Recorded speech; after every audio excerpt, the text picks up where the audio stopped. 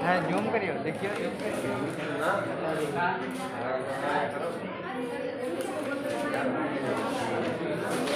कोई last point बोलो, last वाला बताओ।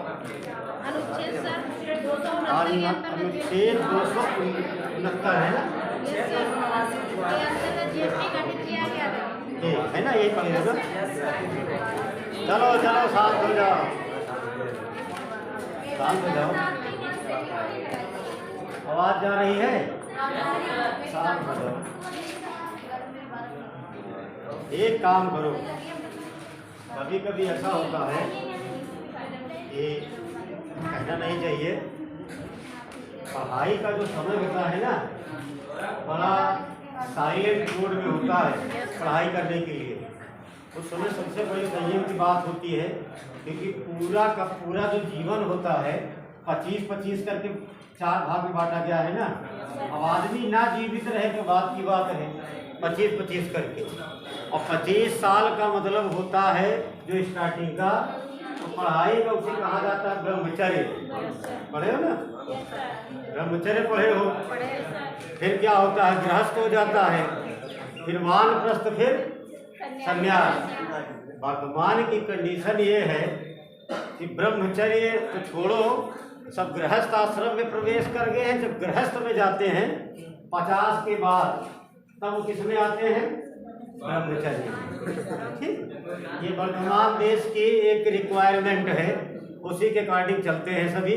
ठीक है, पढ़ाई के समय थोड़ा सा साइलेंट मोड में रहा करो, पढ़ाई कर लो। एक चलो ये तो बात की बात ही बता दिए। दूसरी चीज, पेपर पढ़ते हो, पेपर पढ़ा करो। एक बात याद रखो, जिस घर का मुखिया जो प्रधान होता है, अगर वो एक्टिव हो जाए, बात समझ रहे हो, घर का जो सुप्रीमो होता है, अगर वो चाह ले कि मैं नालायकी नहीं करूंगा, मेरे अकॉर्डिंग परिवार चलेगा, तो फिर जानते हो ना कि अगर राजा सुधरने का प्रयास करे तो प्रजा क्या चपरासी तक सही हो जाते हैं। ऐसा समझो। योगी जी का परसों बयान आया है, पेपर में पढ़े होंगे। अभ्युदय से जितने भी सिविलियन हुए हैं, IAS PCS में जिनका सिलेक्शन हुआ, सबको उन्होंने नियुक्ति पत्र दिया था। और एक लाइन में एक स्टेटमेंट उन्होंने बोला है, अनैतिक रूप से जितने भी संस्थान चलाने वाले व्यक्ति हैं, ठीक है, उन पर कोई रियायत नहीं बरती जाएगी।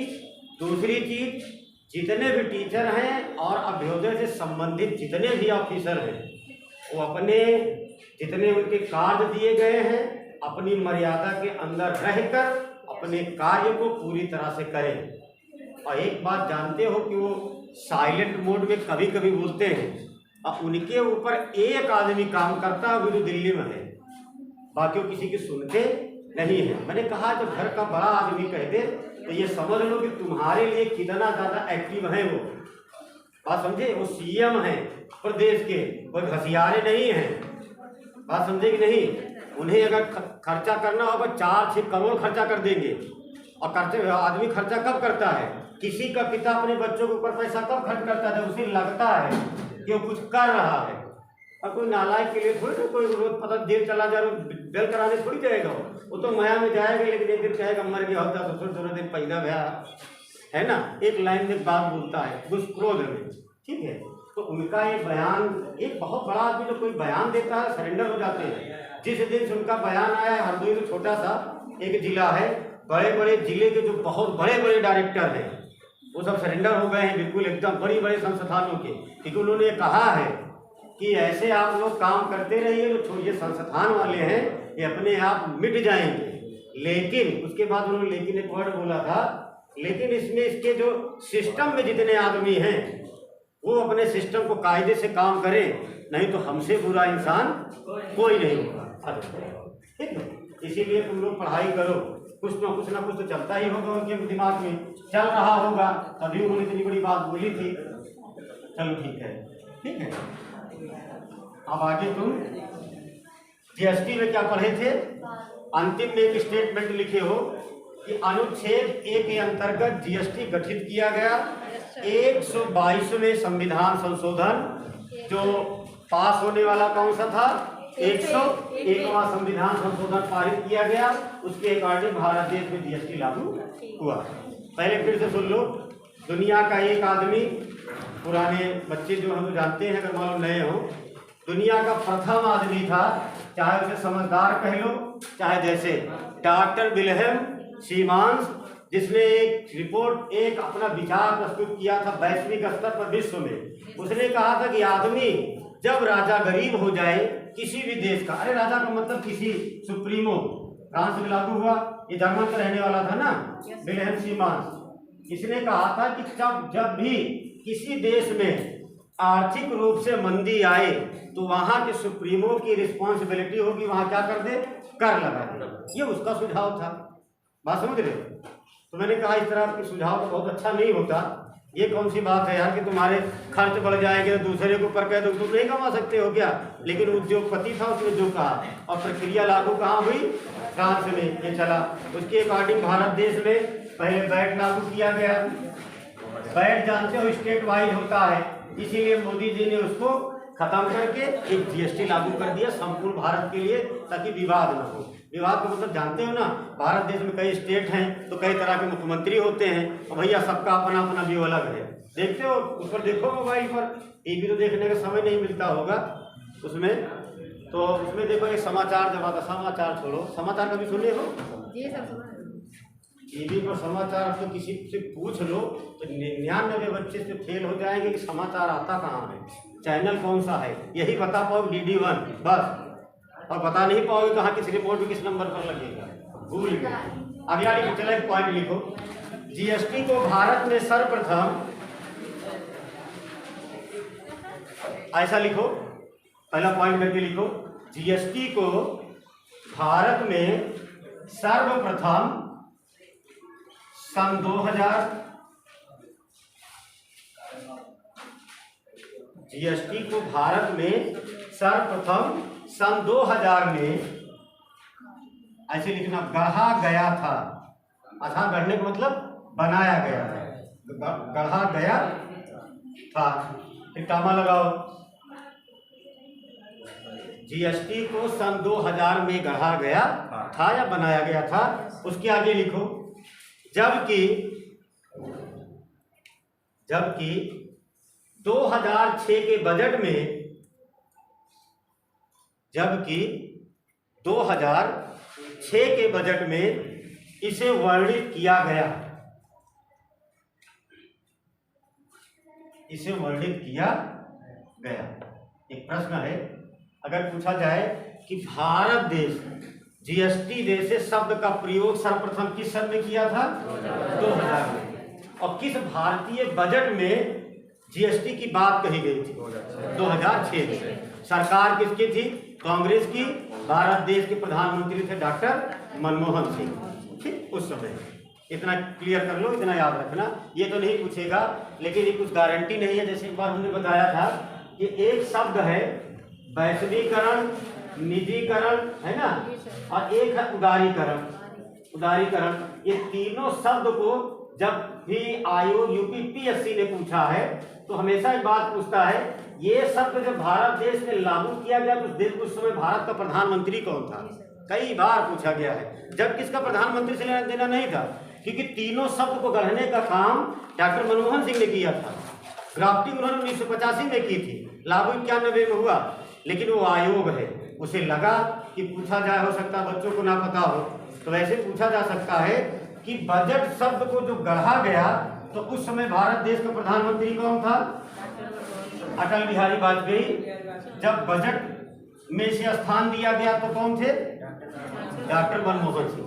2000 में सरकार किसकी थी, अटल बिहारी वाजपेयी की, और 2006 में डॉक्टर मनमोहन सिंह। ठीक, ये इतना क्लियर रखो। अगला पॉइंट लिखो, लिख लो, लिख लो। जीएसटी, हाँ, 1985 में वो कौन थे, राजीव गांधी जब प्रधानमंत्री थे भारत देश के, तो उनके काफी दिन तक आर्थिक सलाहकार रहे। उसके बाद इनकी काबिलियत को देखकर इन्हें वित्त मंत्री बना दिया गया भारत देश का। और भारत देश में, जैसे आपने पूछा पहली बार इन्होंने राजीव गांधी के सुझाव दिया था। देखो भाई, भारत देश गुलाम हुआ है, तुम लोग जानते हो। उसका मेन कारण था विदेशी यहाँ आए व्यापार करने के लिए, हम उनके साथ कंप्रोमाइज करते गए और इतना कंप्रोमाइज कर ले गए कि 340 और 350 साल तक वो राज किए। इसीलिए जब भारत देश आजाद हुआ था 1947 में, इतना जबरदस्त नियम बना दिया गया था कि कोई विदेशी आदमी यहाँ आ ही नहीं सकता, कोई व्यापार नहीं कर सकता। तो डॉक्टर मनमोहन सिंह ऐसा समझो कि शायद वो प्रधानमंत्री ना हुए होते, प्रधानमंत्री हो करके जिस तरह से अपोजिशन वालों ने उनका उल्टा सीधा जो भी जैसा व्यवहार था या नहीं था, उल्टा सीधी बातें उनके विषय में बोली हैं, शायद प्रधानमंत्री ना होते तो और उनकी इज्जत होती। क्योंकि विश्व बैंक, IMF, दुनिया की जितनी बड़ी बड़ी संस्था है वहाँ उनकी क्या मूर्ति तो नहीं कह सकते, अभी जीवित हैं, उनकी फोटो लगी हुई है। उनके द्वारा कई फार्मूले तैयार किए गए हैं, बहुत बड़े अर्थशास्त्री हैं। उन्होंने ये बात बोली थी कि उदारीकरण का मतलब होता है अपने नियमों में शिथिलता लाना, उदारता लाना, नियम को ढिलाई बरतो। उसके बाद अब ढिलाई बरतोगे तो लाइसेंस ज़्यादा मिलेगा, फर्म लगाओगे, विदेशी लोग आएंगे, काम करेंगे। और दूसरी चीज, निजीकरण का मतलब होता है किसी भी इंसान को, सभी इंसान को क्या कोई सरकार कह सकती है, कोई सरकारी नौकरी दे सकती है? नहीं कह सकती ना, ये क्लियर है। तो इन्होंने कहा कि प्राइवेट जो है, प्राइवेट को बढ़ावा तो लोग नौकरी पाएंगे। एक बात बताओ, बैंक का मैनेजर 80,000 रुपये तनख्वाह पाता है तो लोग घर वाले बड़ा प्रसन्न होते हैं, भैया बैंक में है। वहीं पर देखो, क्या IIT से संबंधित बच्चा, वो तो सरकारी नहीं होता, लेकिन उसका पैकेज देखो, लाखों रुपए, 12 लाख, 15 लाख, 20 लाख तक लोगों का पैकेज मिलता है। प्राइवेट है, क्या पैसा नहीं कमाता? ये मनमोहन सिंह के दिमाग में उपज थी और राजीव गांधी उनकी रिकमेंडेशन से सहमत हुए और उन्होंने अपने नियमों में जो था परिवर्तन किए, लाइसेंस रद्द किए गए, लाइसेंस बढ़ाए गए लोगों पे, और उसके बाद निजीकरण को बढ़ावा दिया गया। देखो भाई, जब यहाँ अगर अपने आप में कमजोरीपन दिखाओगे, सीधी सी बात है, तो बाहर के लोग आए, काम किए, बाहर के काम किए, निजीकरण में लोग प्राइवेट काम करने लगे, तो सारी चीजें जब पैदा हो गई, बढ़ गई, उसका एक व्यापार होना चाहिए, बाजार होना चाहिए, बेचोगे कहाँ? तो उसके लिए वैश्वीकरण जरूरी था। बात समझ रहे नहीं? तीनों पॉइंट दिए थे। एक समय था 2016 से लेकर 19 के आसपास तक CCS का ऐसा कोई एग्जाम नहीं होता था जिससे यहाँ से कोई ना कोई प्रश्न ना आए, और आज इस समय इसको पूरी तरह से कैच किया है UPSSC, कुछ ना कुछ जरूर पूछता रहता। अभी जो परीक्षा हुई उसमें भी पूछा था। बहुत बड़ा ये कॉन्सेप्ट रहा भारत देश के लिए, जो आज इतना टेक्नोलॉजी बढ़ गई। बाहर का आदमी यहाँ ना आता तो क्या आपकी टेक्नोलॉजी बढ़ती? ना बढ़ती। उनके अंदर, अपने अंदर एक डर बन गया था कि बाहर के लोग आएंगे तो हमारा अहित करेंगे। तो मनमोहन सिंह ने कहा हम दुनिया घूमी है, ऐसा नहीं है जितने लोग आएंगे हमारा नुकसान करेंगे। वो समय था, बदल गया। ये याद दिलाना, अगर नहीं पढ़े हो तो बताना, किसी दिन इसको पढ़ा देंगे। ठीक है, चलो आगे लिखो, क्या लिखे हो इसमें? ये तो हो गया था। अब आगे लिखो अगला पॉइंट, GST अध्यक्ष भारत का, GST अध्यक्ष भारत का, GST अध्यक्ष भारत का वर्तमान वित्त मंत्री होता है।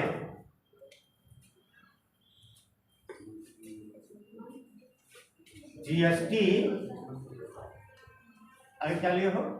GST अध्यक्ष भारत, हाँ, GST अध्यक्ष वर्तमान का वित्त मंत्री होता है। देखो, इसको इसलिए बता दिए कि जब 3 किसान का 3 बिल जब संसद से वापस लिया गया, मोदी जी ने कहा, तो अगली बार जो पेपर हुआ उसमें ये पूछा गया था कि ICAR पढ़े हो? ICAR का चेयरमैन कौन होता है? बात समझे? देखो, लॉजिक लगाया आयोग ने, कहां से कहां बात पूछी। उसने पूछा ICAR का चेयरमैन कौन होता है। क्यों पूछा? क्योंकि बिल किससे संबंधित था? कृषि से। और एक बात याद रखो, पढ़ा देंगे तो ठीक है, नहीं तो सब याद रखना, किसी दिन बताना। वर्तमान का जो कृषि मंत्री होता है भारत देश का, वही ICAR का चेयरमैन होता है। यही पूछना चाहता था वो, क्योंकि बिल वापस लिया गया। अब जो भी बुद्धिजीवी रहा होगा उस समय पेपर बनाने में, उसे लग गया कि बच्चे नहीं कर पाएंगे। वैसे पूछा जाए कि हाल ही में GST में कुछ परिवर्तन किया गया, ये स्टेटमेंट आ जाए और पूछा जाए कि GST के बोर्ड का चेयरमैन कौन होता है, तो जो वर्तमान में वित्त मंत्री होगा वही होगा, उसका नाम रहेगा उसमें।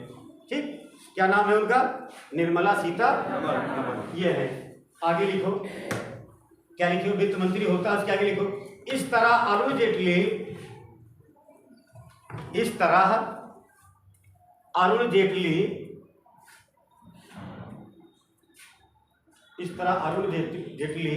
भारत के जीएसटी इस तरह अरुण जेटली भारत के जीएसटी के अध्यक्ष हुए। उसी में लिख लो आगे करके। इस तरह अरुण जेटली भारत के जीएसटी अध्यक्ष हुए। अब आगे डैश करके लिख लो वर्तमान में निर्मला सीतारमण। वर्तमान में निर्मला सीतारमण, ठीक, ये है। तो दिमाग में ऐसे बात याद रखो। जैसे ICAR का था जो भारत देश का, नरेंद्र तोमर है ना इस समय, नरेंद्र सिंह तोमर तो है भारत देश के कृषि मंत्री, वही पूछा गया था, इसीलिए उन्होंने पूछा था। और एक बात याद रखो, जैसे आपदा होती है, आपदा जानते हो, डिजास्टर मैनेजमेंट जो होता है, जैसे उत्तराखंड में बादल फट गया, जब कभी देखो, इसलिए बता दे रहे हैं कि मानसून आने वाला है।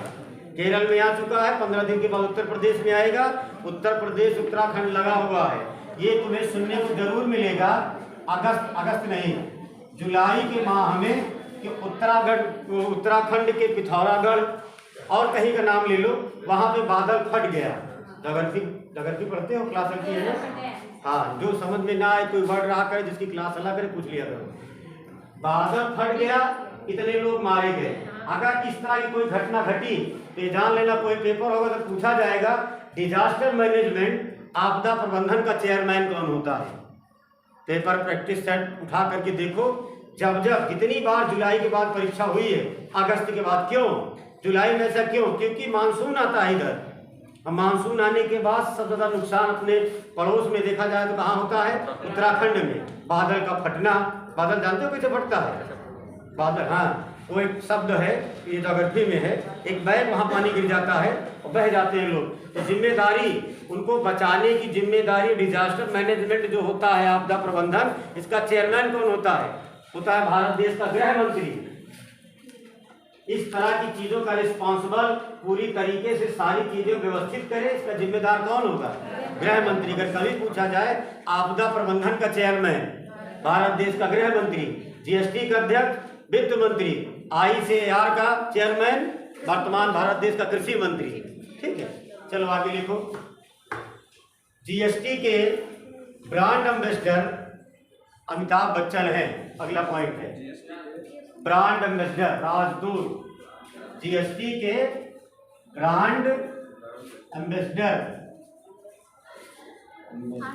राजदूत कहा जाता है ना, हिंदी में क्या कहेंगे उसको? राजदूत। ब्रांड एम्बेसडर कौन है? अमिताभ बच्चन।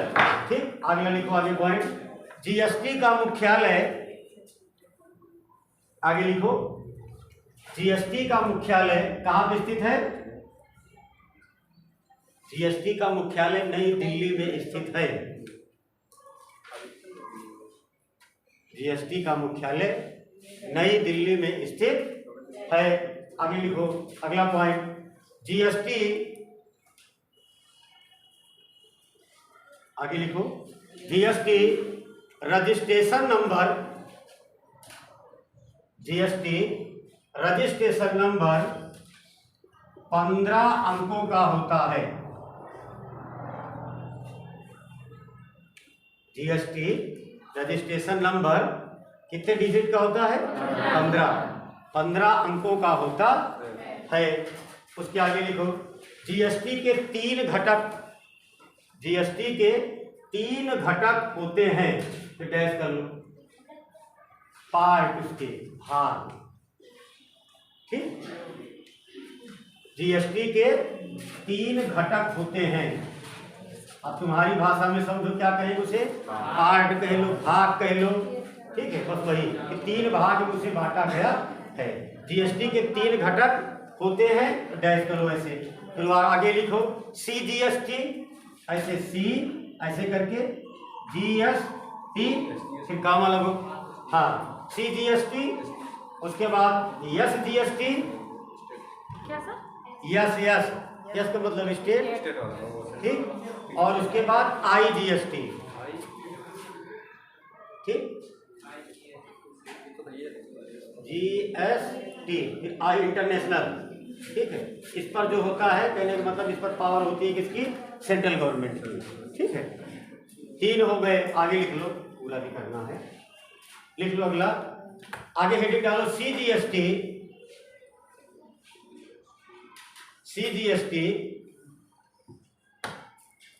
आगे डैश करके लिखो, हेडिंग डाले हो ना, आगे लिखो, जहां केंद्र सरकार द्वारा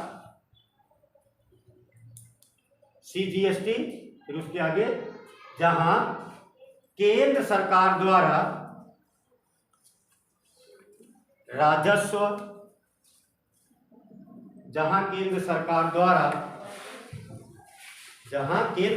द्वारा राजस्व एकत्रित किया जाता है, राजस्व माने आय, जहां केंद्र सरकार द्वारा राजस्व एकत्रित किया जाता है। अगला लिखो, आगे क्या है दूसरा? SGST, उसके आगे फिर लिखो, जहां राज्य सरकार द्वारा,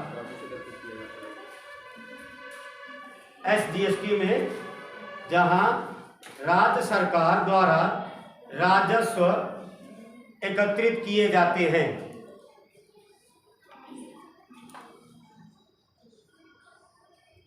जहां राज्य सरकार द्वारा राजस्व एकत्रित किए जाते हैं। आगे लिखो IGST, इसे इंटरनेशनल GST कहा जाता है, IGST, फिर उसके आगे डैश करके लिखो, IGST में जहां अंतरराष्ट्रीय बिक्री के लिए, जहां अंतरराष्ट्रीय बिक्री के लिए केंद्र सरकार द्वारा, जहां अंतरराष्ट्रीय बिक्री के लिए केंद्र सरकार द्वारा राजस्व एकत्रित किया जाता है,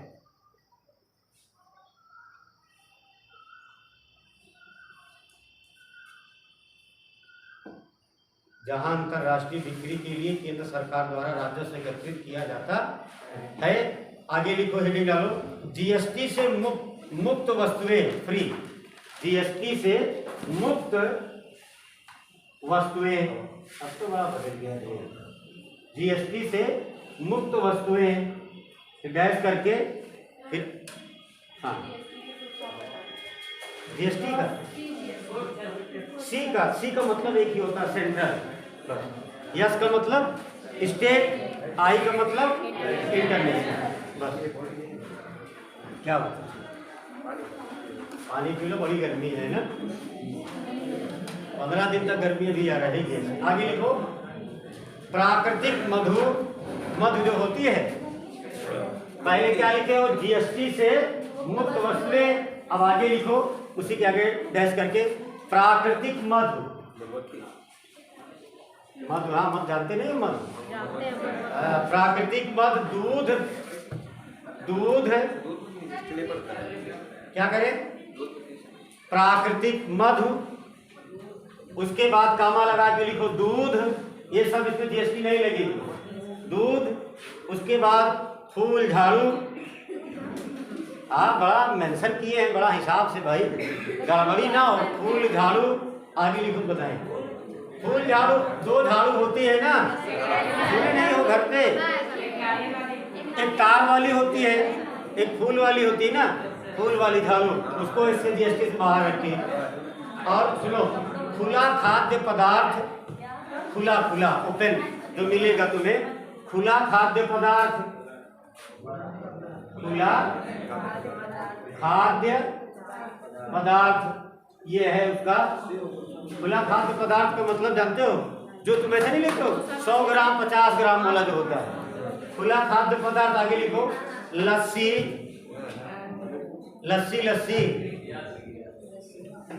खुला पनीर, हाँ बंद में तो लगेगा, खुला पनीर जो काट के मिलता है, लस्सी, उसके बाद खुला पनीर, दही प्रसाद, दही कामा प्रसाद,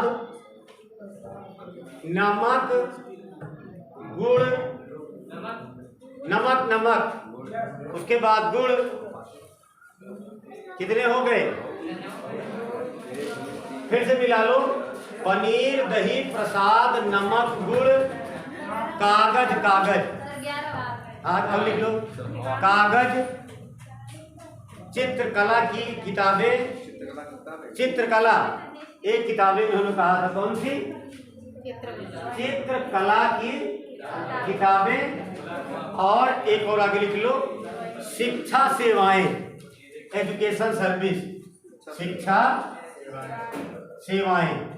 अब सुनो, एक प्रश्न है, पूछा जाए, ऐसा कोई बना दे आयोग बढ़िया सा, पूछने योग्य है, पूछा जाए निम्नलिखित में से किसे जीएसटी से बाहर रखा गया? एक ऑप्शन रहे, क्या रहे उसमें? शिक्षा। ठीक, अब देखो, एक लड़का एक बार पढ़ा रहे, उसने पूछा, अभी आपने सर लिखाया कि दूध, लिखे हो ना, दूध को जीएसटी से बाहर रखा जाएगा।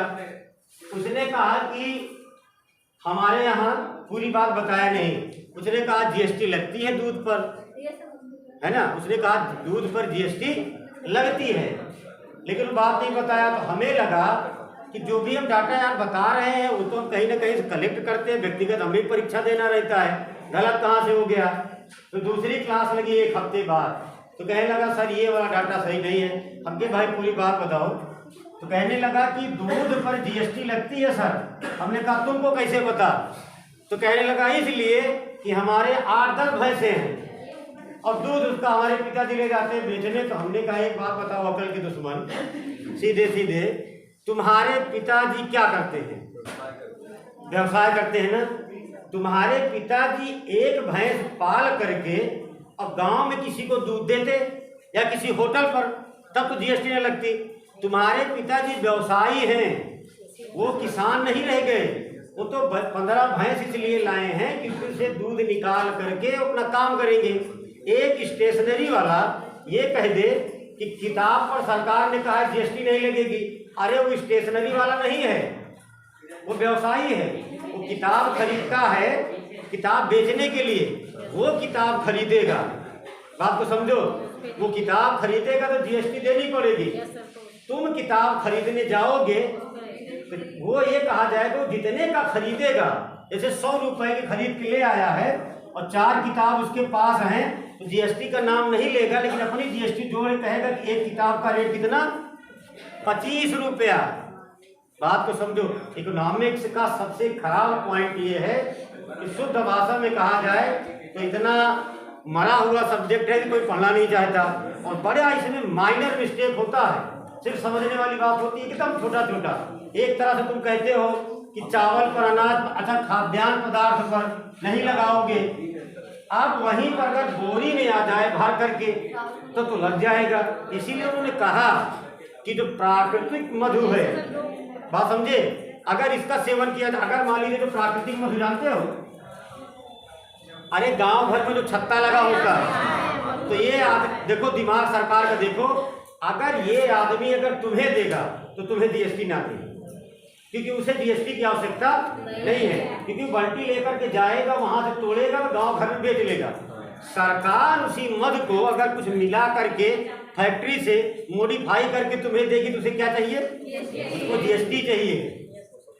मॉनेटरी पॉलिसी जो भारत देश की आती है, बात समझे, इसे कहा जाता है मौद्रिक नीति, उसमें बड़ी बारीकी बातें लिखी होती हैं कि ऐसा नहीं होगा तो ऐसा हो जाएगा, ऐसा होगा तो ऐसा। अभी परसों शक्तिकांत दास एक हफ्ता पहले क्या कहे हैं, भारत देश की मॉनेटरी पॉलिसी की रेपो दर को 6.50 किया गया है, जो पहले से था, इसे बढ़ाया नहीं जाएगा, क्योंकि भारत सरकार के आए गए आदेश के अनुसार ऐसा माना जाता है कि आर्थिक स्थिति देश के किसानों की और यहाँ के व्यवसायियों की सही नहीं है। बात कह के तो निकल गए। कहना क्या चाहते हैं? कहना ये चाहते हैं कि रेपो दर अब नहीं बढ़ाएंगे, कर्जा लेना हो ले लो दबा करके को, ठीक। और जहाँ कर्जा ले लिया तो तुम लोग को पढ़ा चुके हैं कि सबसे बड़ी बात आदमी की होती है लिक्विडिटी, जिसे हिंदी में क्या कहते हैं? तरलता। और तुम्हारी भाषा में कहा जाता है जेब में पैसा। अगर जेब में पैसा है तो महंगाई भारत देश की बढ़ जाएगी। ये लोन बांटने के लिए उन्हें कह दिया गया, लोन 15 तारीख के बाद बटेगा। आज कितनी तारीख है? 11, 4 दिन के बाद फाइन लगाइए, 12 हो गई 3 दिन के बाद, अगले मंडे से समझिए, क्योंकि उन्होंने कहा था कि भारत की मॉनेटरी पॉलिसी में रेपो दर बढ़ाई जाएगी। ये तो पढ़ चुके हो, पढ़े हो कि नहीं पढ़े हो वो देख नीति है। अरे बोले का पैसा लगा था का वही कह रहे हैं, थोड़ा समझने का प्रयास किया करो। अब सुनो, इसी के साथ सुनो एक बात और सुन लो, इसी के साथ 2.5 से 3 महीना पहले भारत देश की जो सर्वोच्च न्यायालय है, सुप्रीम कोर्ट, वहां पर जीएसटी की एक PIL पड़ी थी। ठीक बात समझे कि नहीं? अगर पूछा जाए, हालांकि तुम्हारे बहुत आगे की बात है लेकिन सुन लो, वहां पर जो 3 जजों के बेंच ने जजमेंट सुनाया था, कहा क्या गया था, भारत देश के खाद्यान्न, चावल, गेहूं, मतलब ये सब चीजें जो तुम खाते पीते हो, खाद्यान्न चीजों पर जीएसटी लगाई जाए, इसको जीएसटी से बाहर ना रखा जाए। ज्यादातर फुटकर की बात छोड़ दो, सुप्रीम कोर्ट ने वहां पर एक व्याख्या की थी। उसने कहा था, एक व्यक्ति था जिसका नाम था लुइस ब्रेल, नाम सुने हो ना, कई बार बताया था, कई बार, फ्रांस का रहने वाला था जो जन्म से जन्मांध था। इसी की डिफिनेशन सुप्रीम कोर्ट ने दी थी। उसने कहा था, सुप्रीम कोर्ट ने कहा कि दुनिया का एकमात्र आदमी जो जन्म से माँ के गर्भ से जन्मांध पैदा हुआ, लेकिन दुनिया को एक फार्मूला दे गया। कौन फार्मूला दिया था? यही तो, ये वाला है ना, जो पॉइंट करके रामायण, पुराण, बाइबल लिखे जाते हैं। और आज भी तुम लोग देखो तो मंदिर में ऐसे आदमी मिलेंगे कि जो अंधे हैं, लेकिन वो भगवान का पूरा रामायण पढ़ लेते हैं, पूरी कुरान पढ़ लेते हैं, क्योंकि जब वो ऐसे हाथ रखते हैं तुम्हें मालूम हो जाता है क्या लिखा है। ये लुइस ब्रेल की देन थी, फ्रांस में जन्म लिया था। वो कहते हैं कि किसी विद्यालय के पास से गया तो किसी ने पूछा यहाँ क्या हो रहा है, तो उससे कहा गया तुम्हारे लिए तो दुनिया शून्य है। ये बात उसको लग गई थी। उसने कहा कि मेरे लिए दुनिया शून्य है, लेकिन आगे की दुनिया शून्य नहीं होगी। उसने इसका आविष्कार किया 1821 ईस्वी में।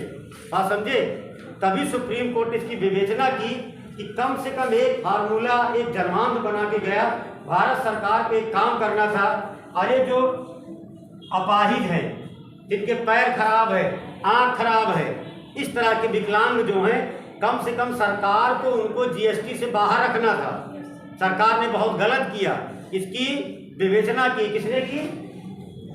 Supreme court. अगर कहा जाए कि हाल ही में भारत देश की किस कोर्ट ने जीएसटी की विवेचना की, किसने की?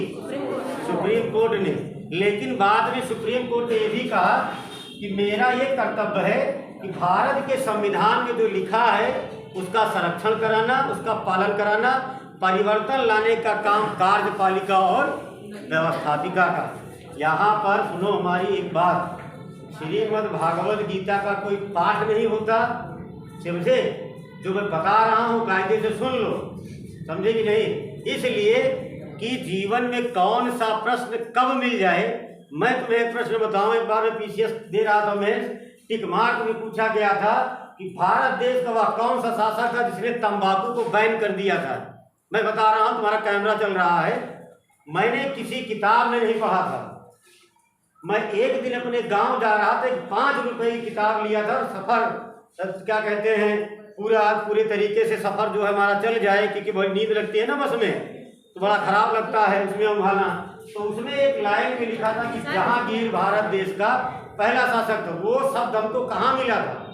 1 नंबर मुझे पढ़े थे उस किताब से, और उस किताब की कीमत कितनी थी? 5 रुपए। इसीलिए कौन शब्द कहाँ मिलेगा मालूम नहीं है। ये तो बात है सरकार, उसने पूछा तो हम भी आए तो देखे केसी श्रीवास्तव की उसकी हरिचंद वर्मा किताब थी, उसको हमने पढ़ा नहीं तो उसमें लिखा था, लेकिन हमने नहीं पढ़ा था ना। तो कौन सा शब्द कहाँ मिल जाए, तो थोड़ा ध्यान से सुना करो कि भारत देश में सुप्रीम कोर्ट ने विवेचना की थी जीएसटी की। आगे लिखो, नहीं तो नहीं पढ़ोगे तो कहा हम मेरे बाप को कहा जाएगा, ना पढ़ो नहीं ना पढ़ो। आगे लिखो, संविधान में जीएसटी की परिभाषा के अनुसार, संविधान में जीएसटी की परिभाषा के अनुसार, संविधान में जीएसटी की परिभाषा के अनुसार मानव उपभोग, उपयोग नहीं लिखो, मानव उपभोग के लिए, मानव उपभोग के लिए अल्कोहल को, अल्कोहल मानव उपभोग के लिए अल्कोहल को जीएसटी के दायरे से बाहर रखा गया। उपभोग लिखे हो ना, शब्द गड़बड़ा जाएगा, उपयोग करो उसको, किताब वाला नहीं लिख पाया। उपभोग का मतलब खाने पीने की चीजें है ना, उपयोग का मतलब होती है नेसेसरी, जो चीज बहुत जरूरी हो, उपयोग लिखो उसको। तो उपयोग के लिए अल्कोहल को जीएसटी के बाहर रखा गया, ये सही है? तो कहाँ सही? अल्कोहल माने जानते हो क्या होता है? हाँ, शुद्ध भाषा में, ठीक। एक शब्द आया है, शब्द की डिफिनेशन समझा करो, उसमें लिखा क्या गया है? उपयोग। उपयोग का मतलब होता है दवाई जो तुम्हारे जीवन के लिए जरूरी हो, और एक होता है उपभोग। उपभोग का मतलब ये होता है कि पूरी लेजर क्लास, विलासी वर्ग, राजा का जीवन जीना। उपभोग का मतलब किसी चीज का उपभोग करना, बात समझ रहे हो, जिससे तुम्हें आनंद मिले, आराम मिले। उपयोग का मतलब ये होता है जिसका प्रयोग तुम्हारे लिए जरूरी हो, वो तुम्हारे लिए अच्छा है। भारत देश में नहीं, अंग्रेजों के द्वारा 1782 ईस्वी में जब शराब का निर्माण किया गया था, तो उसका मेन जानते हो मोटो क्या था? पूरी दुनिया में ये कहा जाता है, आधी दुनिया में किसका राज था? अंग्रेजों का, ठीक। तो उनके कुछ सैनिक यहाँ, कुछ सैनिक वहाँ, यहाँ वहाँ करके जाते थे। अब सीधी सी बात सुनो, अभी वर्तमान में किसी सिपाही की पोस्टिंग जम्मू कश्मीर में हो अभी, और उसे तत्काल में फोन करके उसका ट्रांसफर तमिलनाडु में कर दिया जाए, इस बात का दावा 100% की 99% उम्मीद होगी कि आदमी मर जाएगा, क्योंकि दोनों का टेम्परेचर कैसा है? जमीन आसमान का। केरल में बरसात शुरू हो गई है, ठीक, बात समझो। तुम्हारा अपने यहाँ बरसात अब होगी, ठीक। तमिलनाडु में बरसात होती है नवंबर दिसंबर में, बात समझ रहे हो कि नहीं? भारत देश के कई राज्य जैसे हैं, अंग्रेजों का अल्कोहल बनाने का मेन मकसद ये था कि उनके सैनिक मारे जा रहे थे। किसी को उठा करके 400 बटालियन को वहां फेंक दिए, यहाँ का टेम्परेचर माइनस में, वहां प्लस में है। शरीर उनकी, बकरी तो है नहीं भाई, पूरे जानवरों में, पूरे मतलब इंसान भगवान के द्वारा बनाई गई सृष्टि में बकरी, जानते हो ना, एक ऐसा पशु है जिसका टेम्परेचर, तापमान हमेशा बराबर रहता है, चाहे शरद हो, चाहे गर्मी हो, चाहे जौन सी ऋतु हो, उसका टेम्परेचर बराबर रहेगा, गड़बड़ नहीं होता बकरी का। बाकी सभी जानवरों का टेम्परेचर माइनस प्लस में होता रहता है। उसको इसलिए बनाया गया था कि अगर ठंडक से सीधा गर्मी में जाएगा आदमी, उसके शरीर का टेम्परेचर बढ़ जाएगा। इसीलिए अगर अल्कोहल उसे दी जाएगी तो उसका संतुलन बराबर हो जाएगा। और बहुत ठंडक से अगर गर्मी से ठंडक में आ जाएगा तो और बिगड़ जाएगा।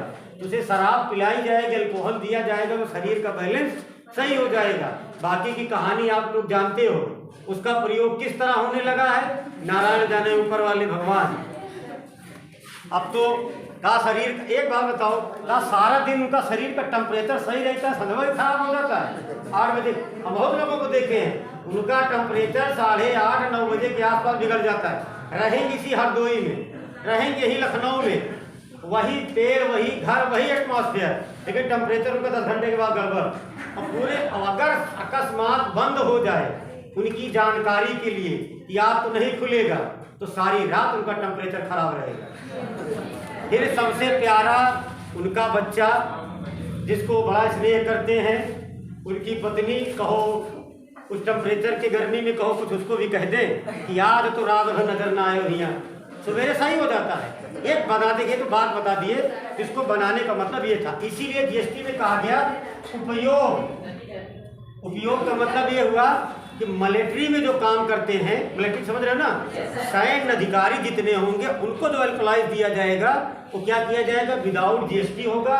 एक डॉक्टरों के द्वारा अगर किसी को बताया जाता है किसी अल्कोहल दे दिया जाए और ये सही हो जाए, सबसे ज्यादा जो पेट का डॉक्टर होता है, इसका सुझाव ज़्यादा देता है। ज़्यादातर जिसकी आंत गड़बड़ हो जाए, जिससे बार बार आदमी लैट्रिन जाए या उसकी आंत में मतलब होता है, तो भाई डॉक्टर है नहीं, एक मोहित चौहान हमारे यहाँ डॉक्टर थे, वो बताते थे कि कुछ चीज़ ऐसी होती है कि वहाँ गर्मी की आवश्यकता होती है, तो उन्होंने डॉक्टर को सुझाव दिया करते थे, लेकिन पूछ लेते थे भैया तुमको खराब ना लगे, नहीं पता लगे उल्टा समझना। बात समझ रहे हो कि नहीं? ये बात है उसकी। बनाने का उद्देश्य कुछ और होता है, करने का कुछ और उद्देश्य है लोगों का। लाइट आ गई है? चलो, अगर पूछा जाए तो किसमें और तुम्हें अथा आयोग अगर फंसाने का प्रयास किया जाए तो कहा जाए निम्नलिखित में से अल्कोहल को या शराब ही लिख दे, तो ये पूछ ले कि किस बटालियन को इससे मुक्ति दी गई, तो एक रहेगा सैन्य। बात समझ रहे हो? किसको दिया गया है? सैन्य, अर्थात सोल्जरों को। सोल्जरों को जो अल्कोहल दी जाएगी उसमें जीएसटी नहीं लगेगी। बाकी आप लोग को लेना है तो आप जाइए जीएसटी दीजिए, अपना टेम्परेचर सही करते रहिए। आगे लिखो, दूसरी ओर 5 पेट्रोलियम उत्पादक, जल्दी लिखो, दूसरी, अगला पॉइंट लिखो, दूसरी, पहला लिखे थे, आगे लिखो, दूसरी ओर 5 पेट्रोलियम उत्पाद, 5 हैं, दूसरी ओर 5 पेट्रोलियम उत्पाद डैश करो, जैसे नहीं लिखना, डैश करके लिखो, कच्चा तेल,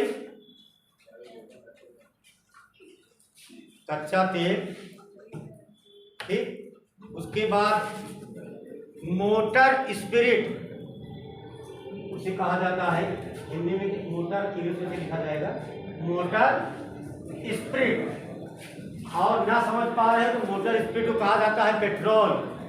मोटर स्पिरिट इसलिए लिखवा दिए हैं कि पूछा गया था, ये पूछा था कामा, कच्चा तेल, मोटर स्पिरिट, उसे क्या कहेंगे, ब्रैकेट में चाहे लिख दो, पेट्रोल। आगे लिखो, high speed diesel, high speed, अच्छा प्रोग्राम भी चल रहा है क्या है? हाई स्पीड डीजल, 3 कामा लगाओ आगे। उसके आगे लिखो, प्राकृतिक गैस,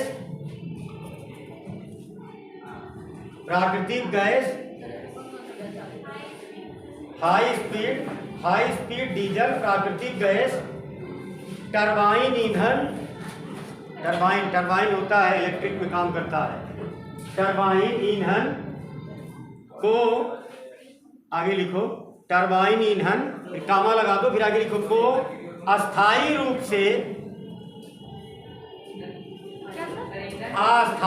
से टरबाइन ईंधन, फिर कामा लगा के लिखो, को अस्थायी रूप से, अस्थायी नहीं किया गया, रूप से जीएसटी से बाहर रखा गया, अस्थायी रूप से जीएसटी से बाहर रखा गया, ठीक, लिख लिए। अब आगे लिखो ब्रैकेट में, समय अंतराल, हाँ ब्रैकेट में, समय अंतराल इस पर जीएसटी लगाई जा सकती है, समय अंतराल इस पर जीएसटी लगाई जा सकती है, ठीक। ये 5 चीजें हैं रखी गई, लेकिन कहा गया अगर आवश्यकता पड़ेगी तो इससे लगा दिया जाए। हाई स्पीड डीजल और पेट्रोल, ये पेट्रोल और डीजल में भी कई वैरायटी होती है। डीजल पेट्रोल बनता कैसे है पहले बताओ? डीजल और पेट्रोल का निर्माण कैसे होता है ये बताओ पहले। जानवरों को मार के। बात तुम्हारी सही है, लेकिन पूरी तरीके सही नहीं है। सही करेंगे।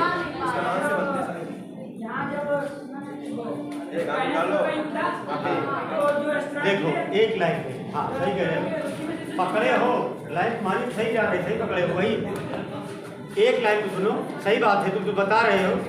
लाखों पचासों कहा जाता है, लाखों करोड़ों वर्ष सुनो यार, बहुत बतियाते हो। डीजल और पेट्रोल, इसका जानते हो क्या है? लाखों करोड़ों वर्ष पूर्व, ठीक है, मिट्टी के अंदर दब जाते हैं, जिसे कहा जाता है फोसिल, जीवाश्म।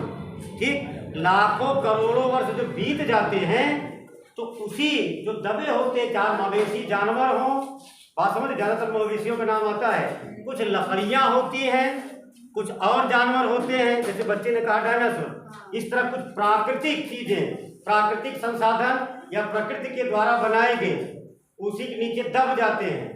दबने के बाद धीरे धीरे धीरे धीरे करके जो लाखों वर्ष हो जाता है, तब उनके शरीर का परिवर्तन पेट्रोल और डीजल में होता है। बात समझे? और इसमें अब हाई स्पीड पूछे हो, एक होता है लो स्पीड, इसे शुद्ध भाषा में कहो कच्चा डीजल, एक होता है हाई स्पीड, उसे नाम दिया गया है, जिसे वहां से ला करके, कौन सा डीजल? वो डीजल जो जमीन से तुम खन करके लाए और यहाँ ला करके फिल्टर करके जो बेचे, जो फिल्टर करने के बाद जो अपना रूप पकड़ा, उसकी प्राकृतिक आकृति बदली, उसे क्या कहा जाएगा? High speed. और सही सही आया तो नाम अकेले उसका, बस ऐसे। कौन सा जो तुमको मिल रहा है इस समय, अगर डीजल तो वो हुआ ना सही सही, जो डीजल तुम्हारे लिए, तुम्हारे क्या भारत सरकार के द्वारा जो खनन किया गया, यहाँ जो मिला वो तुमको तो डीजल पता नहीं, डीजल कहाँ रह गया, तो बहुत कुछ मिलाया गया तब यहाँ तक आया है। नहीं तो ऐसे ये हाई स्पीड में आएगा, इसका प्रयोग करते हैं। हाँ, हाई स्पीड है ये, क्योंकि वो शुद्ध नहीं है। तो क्या लगता है? वो तो जीएसटी लेगा ही ना, क्योंकि फिर वही बात है, अस्थायी रूप से, क्योंकि वो बिजनेसमैन, वो लाया किस लिए है? उसने कहा है, कभी लिखा है रहता है उसमें हाई स्पीड। टैंकर में क्या लिखता है? उसमें लिखता है ना पेट्रोल डीजल है। उससे जाकर के पूछना कि तुम्हारा हाई स्पीड का है, वो कहेगा, अगर बहुत पढ़ा लिखा होगा तो कहेगा नहीं, पेट्रोल है, पेट्रोल सरकार ने दिया है, तुम्हारा लो स्पीड हाई स्पीड हम नहीं जानते हैं दुनिया भर की। चलो चलो चलो, कहा गया है, आगे आगे लिखो। भारत देश में सुनो, एक कंडीशन है, अगर हम तुमको चाहते खनन के बाद, ऐसा शुद्ध भाषा में समझो, एक लाइन में समझ अपने लिए, खनन के बाद जो कच्चा तेल निकाला जाएगा, खनन मतलब खन किया जाएगा, उसे जो निकाला जाएगा उस पर कोई जीएसटी नहीं लगेगी, इस तरह से, ठीक है। लेकिन अगर उसमें थोड़ा बड़ा मिलावट अगर किया गया तो भी ठीक है, लेकिन पूरी तरीके से अगर परिवर्तित करके किया जाएगा तो उसमें जीएसटी के दायरे में वो आएगा। जैसे टरबाइन होता है, टरबाइन एक इलेक्ट्रिक चीज है, उसमें कई चीज मिलती हैं और उसका आविष्कार बराबर हो नहीं पाया, इसलिए छोड़ दिए हैं ये लोग। अरे जानते हो, एक साइंस एंड टेक्नोलॉजी पढ़े हो? अच्छा ये बताओ, साइंस एंड टेक्नोलॉजी किताब क्लास चली है कभी? जीएस के जितने भी सेगमेंट हैं, एक बात याद रखना, कहीं ना कहीं किसी से रिलेट करते हैं। अगर साइंस एंड टेक्नोलॉजी पढ़े होते तो ये जो हमने तुमको स्पिरिट पढ़ाया और जो तुमको जो ये टरबाइन और इसके बाद हाई स्पीड, ये समझ जाते, ये उसमें का एक सेगमेंट है, किसमें का? साइंस एंड टेक्नोलॉजी का। मतलब साइंस तो साइंस हुई, उसके बाद टेक्नोलॉजी कहाँ से आगे ऐड होकर उसका जन्म हुआ, ठीक है। लगे कि परेशान ना हो, कोई ना कोई पढ़ाएंगे जरूर से। अब आगे लिखो, अगला पॉइंट लिखो, जीएसटी के अंतर्गत 4 स्लैब, जीएसटी के अंतर्गत 4 स्लैब, गर्मी नहीं लगेगी?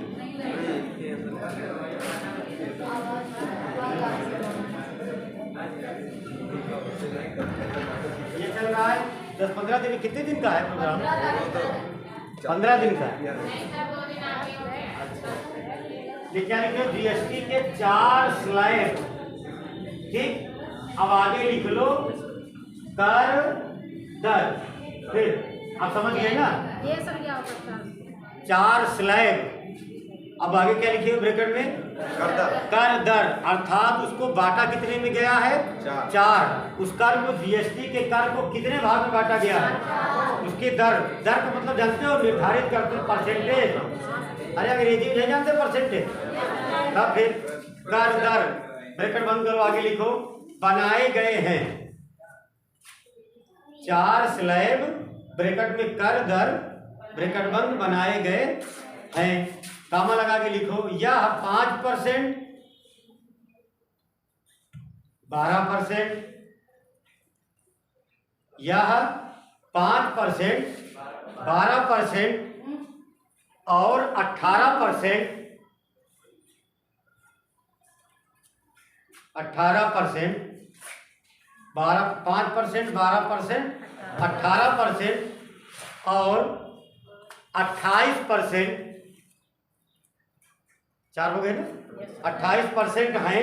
फिर कामा लगाओ, फिर आगे लिखो, अधिकांश वस्तुओं को 12 एवं 18 के अंतर्गत, अधिकांश वस्तुओं को 12 एवं 18 के अंतर्गत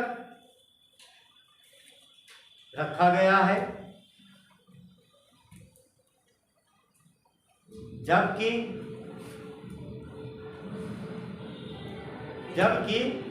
अंग्रेजी का लिख लो, लग्जरी सर्विस है ना, लग्जरी सर्विस जानते हो ना, आगे लिखो लग्जरी सर्विस, जबकि लग्जरी सर्विस, अब ब्रैकेट में लिखो, ब्रैकेट में लिख लो लग्जरी सर्विस का खास विलासिता की वस्तुएं, खास विलासिता की वस्तुएं, ब्रैकेट बंद कर दो, विलासिता की वस्तुएं ब्रैकेट बंद को 28%, बता रहे भैया, रुक जाओ, विलासिता की वस्तुएं ब्रैकेट बंद करो, विलासिता की वस्तुएं ब्रैकेट बंद, आगे लिखो, को 28% कर के साथ, 28% कर के साथ सर्वोच्च स्थान पर रखा गया, सर्वोच्च स्थान पर रखा गया।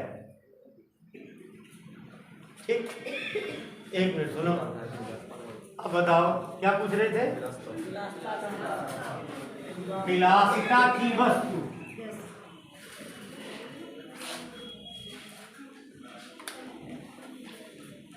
देखो विलासिता का मतलब होता है, एक लाइन में समझो, ऐसी वस्तुएं, देखो थोड़ा पढ़ी लिखी भाषा में, एक ऐसी वस्तु जिसका प्रयोग तुम्हारे जीवन के लिए आवश्यक नहीं है, फिर भी उसका प्रयोग आप करते हो, ठीक, बस उसे कहा जाता है विलासिता की वस्तु।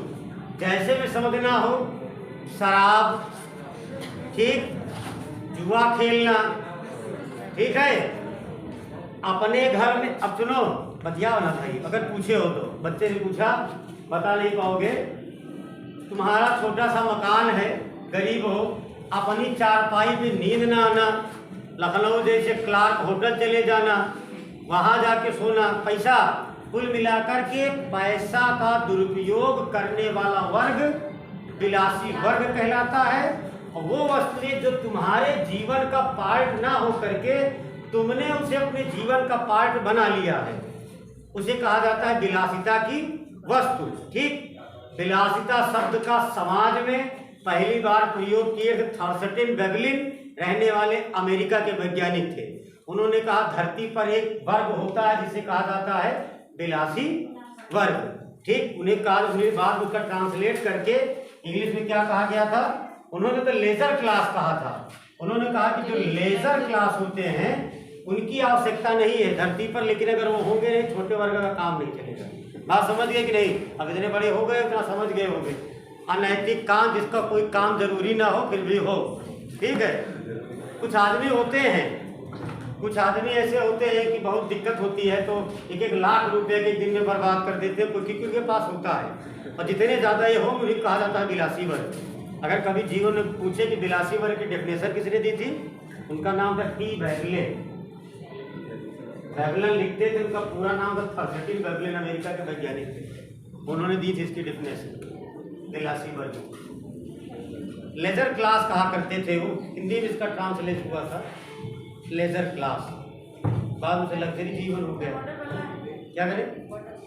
पढ़ लो, प्यास तो लगी होगी बच्चे।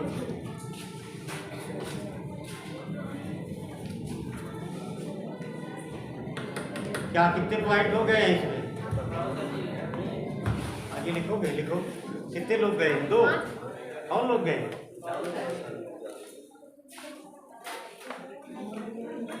देखो, जो तुम्हारे मन में रहा करे, एक बात याद रखो, मतलब की बात जो तुम्हें लगे ये जरूरी है, पूछने लायक है। और भाई देखो, पूछने का मतलब है बात भी मर्यादा के अंदर पूछी जाए और मर्यादा के अंदर बताई जाए, ठीक, और उसका कोई ना कोई रीजन हो। ये पूछने लायक था कि आखिर बिलासी वर्ग मतलब लेजर क्लास कहा किसे जाता? उच्च वर्ग को लेजर क्लास कहा जाता है। और वस्तुएं जो हमारे जीवन का पार्ट नहीं होती हैं, और इतने बड़े हो गए हो, अब स्टेटमेंट सीख लो बोलना। अगर कभी कोई पूछा करे, जैसे एक दिन हमने पूछा था किसी लड़के से, नकदी फसल क्या होती है, ठीक है, उसे बताओ ना, गन्ना, कपास, चाय, ये सब ना बताओ, ऐसा बताओ ऐसी फसल जिसका उत्पादन हम अपने जीविकोपार्जन के, जिसका उत्पादन हम खाद्यान्न के लिए ना करके उसे धन अर्जित करने के लिए करते, उसे क्या कहेंगे? नकदी फसल। एक ऐसी फसल जिसका उत्पादन हम धन अर्जित के लिए करते हैं, उसे बेचकर धन अर्जित करेंगे, उसे क्या कहेंगे? नगदी फसल। बस इस तरह से बिलासी वर्ग एक ऐसा वर्ग जहां पर बिलासी वर्ग उस वर्ग को कहा जाता है जहां पर अनैतिक रूप से पैसे का क्या कहते हैं, डिस्ट्रीब्यूट किया जाता है, बर्बाद किया जाता है, वितरित किया जाता है, उसे बिलासी वर्ग कहेंगे। बिलासी वस्तुएं एक ऐसी वस्तु है जो हमारे जीवन का पार्ट, एक हिस्सा ना होने के कारण भी उसको हम एक अपना हिस्सा बनाए रखते हैं, उसे क्या कहेंगे? बिलासी वस्तुएं।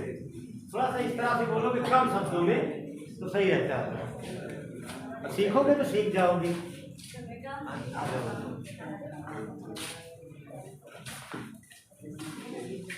चलो आगे लिखो, 1.5 करोड़, आगे लिखो, अगला पॉइंट, आगे सभी लोग लिखो 1.5 करोड़। आगे नहीं आए, गर्मी पड़ रही है लेकिन पढ़ लो, लिख लो 1.5 करोड़ 1.5, 1.5 करोड़ रुपए के कम टर्नओवर वाले 1.5 करोड़ रुपए से कम टर्नओवर वाले, जो टर्नओवर करते हैं ना, लेन देन, टर्नओवर करने वाले 90% करदाता, 90% करदाता राज्य के कर प्रशासन के अधीन रहेंगे। राज्य के कर प्रशासन, कर का मतलब टैक्स, कर प्रशासन के अधीन रहेंगे। फिर से सुन लो, 1.5 करोड़ रुपए से कम टर्नओवर वाले 90% करदाता राज्य के कर प्रशासन के अधीन रहेंगे। आगे लिखो, छोटे करदाताओं के लिए, आगे चाहे हेडिंग करके लिख लो, छोटे करदाताओं के लिए, छोटे करदाताओं के लिए जीएसटी से लाभ,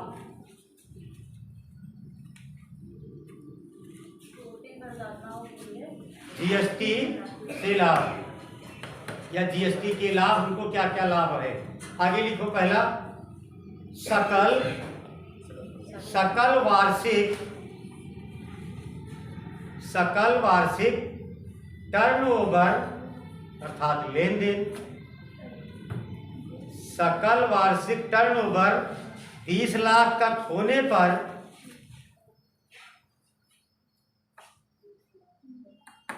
सकल वार्षिक टर्नओवर 20 लाख तक होने पर कोई कर देय नहीं होगा,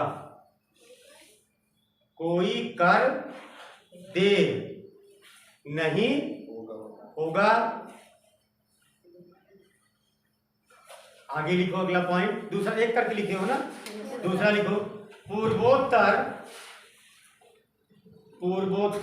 जो पूर्व में देश है, पूर्वोत्तर डैश करके लिखो, डैश नहीं कामा करके लिखो, कामा सिक्किम, उत्तराखंड और हिमाचल प्रदेश के लिए पूर्वोत्तर कामा सिक्किम, उत्तराखंड और हिमाचल प्रदेश के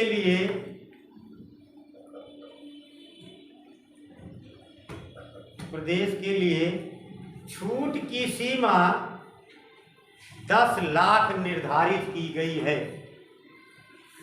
छूट की सीमा कितनी? 10 लाख निर्धारित की गई है। कितने पॉइंट हो गए? 2 है ना, 1 नंबर 2। अब आगे लिखो, हेडिंग डालो ऐसे करके, जीएसटी परिषद, जीएसटी परिषद, जीएसटी परिषद। अब आगे लिखो अध्यक्ष, फिर डैश करो, ऊपर हेडिंग डालो जीएसटी परिषद, लिखो अध्यक्ष केंद्रीय वित्त मंत्री, अध्यक्ष से आगे डैश करके केंद्रीय वित्त मंत्री। फिर आगे लिखो उपाध्यक्ष, उपाध्यक्ष में लिखो राज्य सरकारों के मंत्रियों के बीच, राज्य सरकारों के मंत्रियों के बीच निर्वाचित, पूर्ण विराम लगाओ, बता रहे हैं, राज्य सरकारों के मंत्रियों के बीच निर्वाचित, राज्य सरकार है, फिर लिखे हो राज्य सरकार के मंत्रियों, जितने उनके मंत्री हैं उनके बीच में से जिसे निर्वाचित कर दिया जाएगा। जैसे मान लीजिए यूपी है, अब यूपी में मान लीजिए कम से कम कितने होंगे? तो 60 मिनिस्टर होंगे। 60 मिनिस्टर, ये निश्चित है कि उपाध्यक्ष कौन होगा? मंत्री ही होगा। लेकिन कौन मंत्री होगा? समस्त मंत्रियों में से किसी एक मंत्री, ठीक है, वो उपाध्यक्ष हो जाएगा, तो जाएगा। आगे लिखो अगला, सदस्य, अध्यक्ष हो गया, उपाध्यक्ष, आगे लिखो सदस्य, सदस्य के आगे डैश करके लिखो केंद्रीय राज्य मंत्री, ऐसा नहीं, केंद्रीय वित्त राज्य मंत्री, पूरा लिखो केंद्रीय वित्त राज्य मंत्री, केंद्रीय वित्त, हाँ, वित्त राज्य मंत्री। और फिर प्लस लगाओ धन करके सभी राज्यों के वित्त मंत्री, वित्त मंत्री, ठीक। केंद्र के, फिलहाल लो, अब समझ लो, केंद्र के जो राज्य वित्त मंत्री होते हैं, सुने हो? है एक पॉइंट और लिखा था, राज्य मंत्री होता है वित्त राज्य मंत्री, एक दूसरा राज्यों के जो वित्त मंत्री होंगे ये क्या होंगे? इसके सदस्य होंगे, ठीक। अब आगे लिखो, एक और लिख लो, ये भी बता रहे साहब, गण पूर्ति, इसे कोरम कहा जाता है, गण पूर्ति, इसे इंग्लिश में कहा जाता है कोरम। आगे लिख लो, उसी के आगे लिखो गण पूर्ति, आगे लिखो कोरम, हाँ ब्रैकेट में, आगे लिखो जितना पूछना हो उसके बाद क्रम से पूछ लेना। कुल सदस्यों का 50%, कुल सदस्यों का 50%। फिर आगे लिखो निर्णय, डिसीजन, निर्णय, फिर डैश करके लिखो 75% बहुमत से, निर्णय, डिसीजन, डैश करके 75% बहुमत से, ठीक। 3-4 पॉइंट हो गया है। जीएसटी तुम्हारा खत्म हुआ। अब पूछो इसमें जो तुम्हें लग रहा हो गड़बड़ हो, क्या समझ में नहीं आया?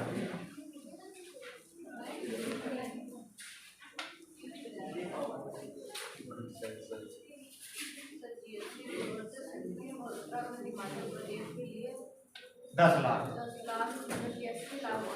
हाँ देखो, सबकी सीमा निर्धारित की जाती है।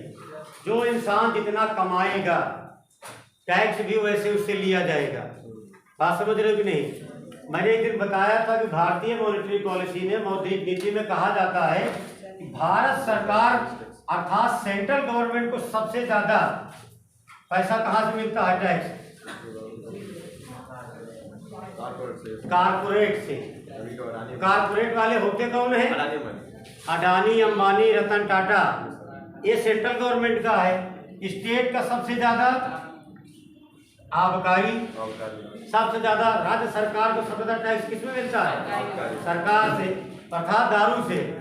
किसी भी राज्य को सबसे ज्यादा जो मिलता है, उत्तर प्रदेश को ले लो तो शराब से सबसे ज्यादा टैक्स, और सेंट्रल गवर्नमेंट को कारपोरेट से अर्थात बड़े लोगों से। एक बार मैंने एक उदाहरण तुम लोग को क्लास में बताया था, एक हीरोइन का नाम लेकर के, जो बाहर चली गई, लौट के आई तो खाता उसका खाली। बड़ा नाराज हुई बैंक के मैनेजर से, उसने रिसीविंग मांगा तो बैंक के मैनेजर ने कहा तुम्हारी संपत्ति और तुम्हारी लग्जरी जीवन दोनों को मिला करके तुम्हारे संपूर्ण पैसा किसमें कट गए? टैक्स। और चलिए बात समझे? हाँ, प्रियंका चोपड़ा नाम था उनका, ठीक है, उन्हीं का पैसा गया। किसी बड़ा हाईलाइट हुआ था मैटर है। ये लोग कितना भी कमाए, एक लाइन में बात सुनो, जो आदमी जितना नंबर 1 से पैसा कमाएगा, अगर वो इंसान बिजनेसमैन नहीं है तो उसे कंगाल होने में कोई धरती का ऐसा समझ लो कोई सूरवीर नहीं तो रोक ले। कारण क्या है कि 1 करोड़ ये पाते हैं, लीगल प्रोसीडिंग में होता है। टैक्स नहीं दोगे भैया, कहाँ छुपा लोगे पैसा? कितने दिन, अभी एक पकड़ा गया ना कानपुर का इत्र का व्यापारी, 3 दिन मशीन लगी थी, उसकी तो कहावत वही हुई, मरते मिला न खुदा न मिसाले सनम, कहानी तो उनकी खत्म। क्या मिला उनको बताओ? 4 दिन उनकी, हंसो ना, 4 दिन तक तो मशीन लगी रही, सारा पैसा कस्टडी में सरकार के ईडी वाले, और ले जाके अंदर डाल दे पाए। क्या अरे तुम उसमें से, सरकार ने कभी ये तो नहीं कहा कि सब पैसा मुझे दे दो, उसने एक परसेंटेज डिसाइड किया है और वो कहता है कि मुझसे 1 लाख लोगे मैं 11% वर्ष में कुल मिलाकर के ब्याज लगाऊंगा। लेकिन तुम्हारा अगर पैसा एफडी हो जाए 1 करोड़ का, तो डाकखाना में तो 6 साल का हो रहा है, SBI में 10 साल का डबल कर दे रहा है। इसका मतलब तुम्हारा लीगल पैसा नहीं था। बड़े लोगों की यही कंडीशन है, मोबाइल में देखते हो, पढ़ते हो, पेपर में निकलता है बड़े बड़े लोगों का कि वो फिल्म बना रहे थे तो बिक गए थे, बंगला गिरवी रख दिए थे। कभी ऐसे तुम्हें अलौकिक चीजें नहीं लगती हैं कि जो आदमी 10 साल तक कमाया होगा और 5 मिनट में या 5 दिन में ऐसा क्या होगा कि उसने बंगला गिरवी रख दिया? सही है, क्योंकि इनके पास पैसा इतना ही होता है। मानो इतने बड़े राजा हों कि कोई आइलैंड खरीद ले, सब उसे एक के ऊपर एक, शुद्ध भाषा में कहा जाए तो अंडा का बच्चा बैठे रहते उसी एक अपार्टमेंट में। बातें हैं उनकी बड़ी बड़ी, कुछ नहीं है, पैसा लीगल पे पाते हैं, और जैसे इनका लीगल में आता है वैसे लीगल में चला भी जाता है। बहुत पैसा नहीं होता है ना, सोचो पैसा तो होता है उद्योगपतियों के पास नंबर 1 का, क्योंकि सरकार को बराबर टैक्स देते हैं और वो पैसे से पैसा पैदा करना जानते हैं। इनका को चल गए तो ठीक, ना चले तो क्यों हो गया। अच्छा, कुछ इनकी शौक भी होती है, ठीक। राज्य मंत्री, एक इसमें क्या लिखे हो? राज्य वित्त मंत्री। एक सुन लो, पूछे नहीं तो, भारत देश में संविधान में 2 व्यवस्थाएं हैं, एक होता है मंत्रिपरिषद, एक होता है मंत्रिमंडल। पढ़े हो? मंत्रिपरिषद, मंत्रिमंडल। मंत्रिमंडल में कैबिनेट मंत्री होते हैं। कैबिनेट मंत्री का मतलब होता है जो एक पूरे भारत देश से वित्त मंत्री, गृह मंत्री, रक्षा मंत्री, इस तरह की, जिसका कोई सब्स्टिट्यूट ना बनाया गया हो, कोई क्लोन ना हो उसका, दूसरा आदमी, उसे क्या कहेंगे? मंत्रिमंडल के सदस्य। और मंत्रिपरिषद में कैबिनेट मंत्री, राज्य मंत्री, स्वतंत्र प्रभार वाले तीनों मिला करके होते हैं। इसमें कहा गया है कि राज्य के केंद्र के कौन होंगे? केंद्र के राज्य वित्त मंत्री, अर्थात निर्मला सीतारमण के जो नीचे वाले हैं डिप्टी साहब, वो इसके मेंबर होंगे। और यहाँ पर सुप्रीमो कौन होता है? मुख्यमंत्री। और उसके नीचे कौन होता है? वित्त मंत्री। जो यहाँ का क्या नाम, कौन खन्ना है यहाँ पे? सुरेश खन्ना, जिन्होंने पेश किया था बजट, अखिलेश की सरकार में कहाँ थे कोई वित्त मंत्री? पढ़ लो भैया थोड़ा सा। एक दिन हम बता रहे थे तुमको कि भारत देश में कहा गया है कि 352 इमरजेंसी कब लगाई जाएगी? ऐसे लिखा है ना हमारे, उसमें लिखा क्या है? भारत देश में इमरजेंसी तब लगाई जाएगी, 352 तब लगाया जाएगा जब केंद्रीय मंत्रिमंडल की रिकमेंडेशन होगी। अर्थात कि जितने सेंट्रल वाले मंत्री हैं, ये वित्त मंत्री, गृह मंत्री, रक्षा मंत्री, ये सारे लोग मिलकर, इनका सबका पिता कौन होता है? बड़ा पार्टी का सुप्रीमो प्रधानमंत्री। अगर रिकमेंड करेगा तो राष्ट्रपति क्या करता है? इमरजेंसी लगा देता है देश में। उसमें लिखा गया है कि मंत्रिमंडल की सलाह से, अर्थात सेंट्रल मंत्री, एक होता है मंत्री परिषद, इसमें सब होते हैं। वो कहा जाता है कि मंत्री परिषद लोकसभा के प्रति रिस्पॉन्सिबल होगी, उत्तरदायित्व होगी, सारा बताने की बात करेगी, सबको मिला के है पॉलिटी में, पढ़ लेना। वहीं से तो ये शब्द आया है। और क्या अपने अपने आप थोड़ी बता रहे। चलो तुम्हारा भैया ये टैक्स खत्म हो गया है, अब हेडिंग डालो पॉवर्टी।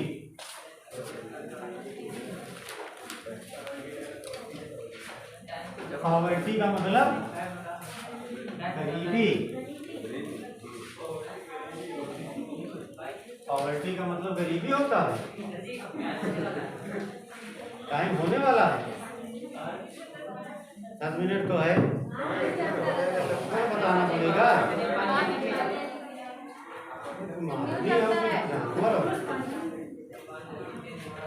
चलो लिखो, ऊपर हेडिंग डालो पॉवर्टी अर्थात गरीबी, शुरू कर लो, 2-4 लाइन कम से कम बंद हो जाएगा।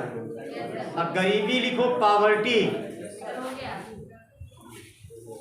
पॉवर्टी, ठीक।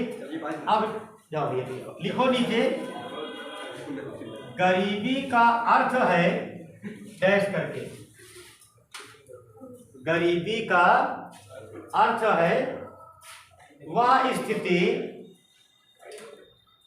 गरीबी का अर्थ है वह स्थिति जब किसी व्यक्ति को जीवन की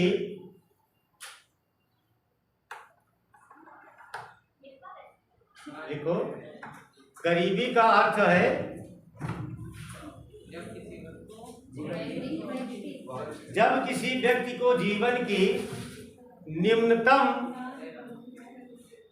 स्थिति, क्या क्या लिखे हो? जब किसी व्यक्ति को निम्नतम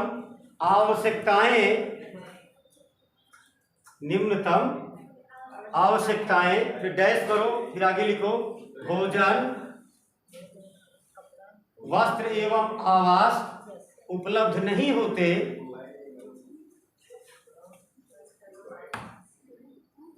भोजन, वस्त्र एवं आवास उपलब्ध नहीं होते, आगे लिखो, आगे लिखो, अर्थात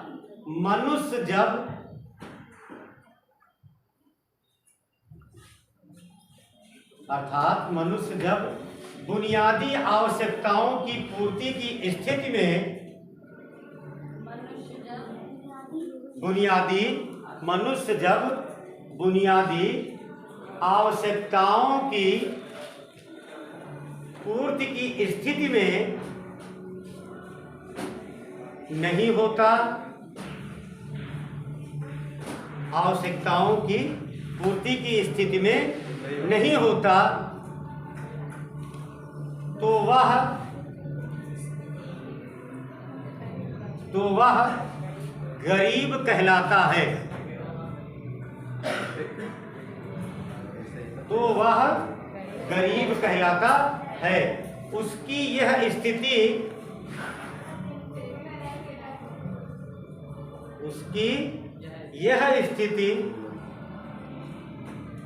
गरीबी कहलाती है। पूर्ण विराम, बस ज्यादा ना लिखो। अब आगे लिखो, अगला पॉइंट करके लिखो, वैश्विक गरीबी अनुमान। वैश्विक का मतलब होता है विश्व स्तर, ग्लोबल। वैश्विक गरीबी अनुमान, वैश्विक गरीबी अनुमान वर्ल्ड डेवलपमेंट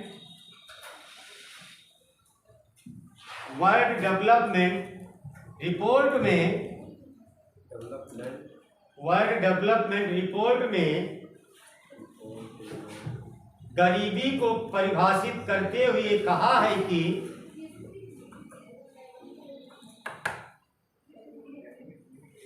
क्या लिखे हो? वर्ल्ड डेवलपमेंट रिपोर्ट, एक मिनट, वर्ल्ड डेवलपमेंट रिपोर्ट क्या चाहे कहीं लिख लो 1990 पूछा गया है, जारी कब किया गया? हाँ, वर्ल्ड डेवलपमेंट रिपोर्ट 1990 में आगे कर लो, फिर आगे बन जाएगा। में कहा गया है कि परिभाषित करते हुए कहा गया है कि आगे लिखो, गरीबी निम्नतम जीवन यापन स्तर, गरीबी निम्नतम जीवन यापन, गरीबी निम्नतम जीवन यापन, आगे लिखो, स्तर करने की असमर्थता है।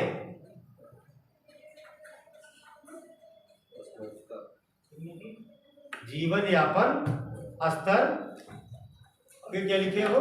करने की असमर्थता है। आगे करके लिखो अर्थात, उसी के आगे करके लिख लो अर्थात। स्ट्रिक्ट क्लास से क्या है? आगे लिखो अर्थात, आगे लिखो वह स्थिति, अर्थात वह स्थिति जिसमें जीवन की आधारभूत, अर्थात वह स्थिति जिसमें जीवन की आधारभूत आवश्यकताएं प्राप्त नहीं, जीवन की आधारभूत आवश्यकताएं प्राप्त नहीं की जा सकती।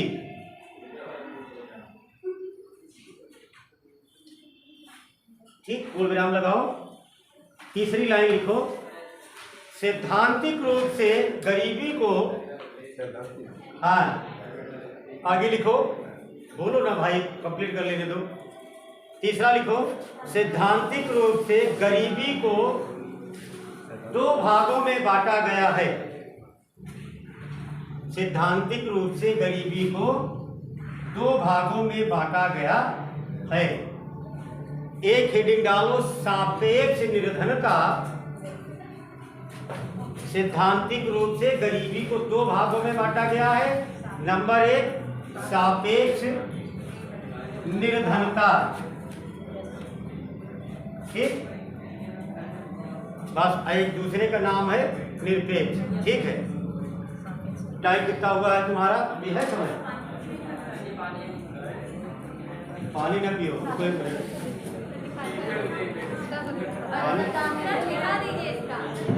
क्या करें? एक लाइन है इसमें लिख लो तो फिर जाओ। लिखो, सापेक्ष गरीबी यह स्पष्ट करती है कि, सापेक्ष गरीबी, हेडिंग डालो सापेक्ष निर्धनता, उसके नीचे यहां लिखो सापेक्ष गरीबी यह स्पष्ट करती है कि, सापेक्ष गरीबी यह स्पष्ट करती है कि विभिन्न आय वर्गों के बीच, यह स्पष्ट करती है कि विभिन्न आय वर्गों के बीच कितनी विषमता है।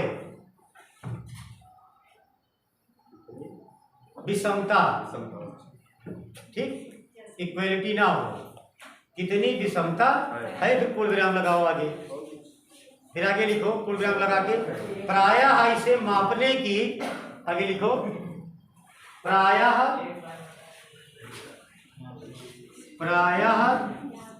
इसे मापने की दो विधियां हैं।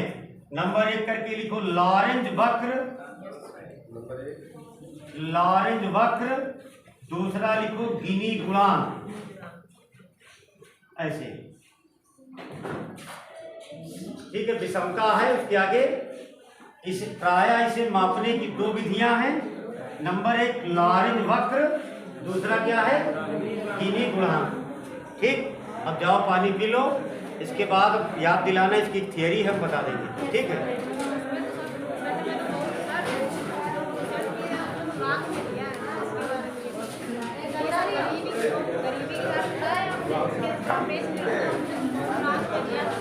हाँ लॉरेंज वक्र ने इसकी डिफिनेशन बताई थी ना, सापेक्ष निर्भरता होती क्या है। चलो अगली क्लास में बता देंगे, पूछ लेना जो भी होगा।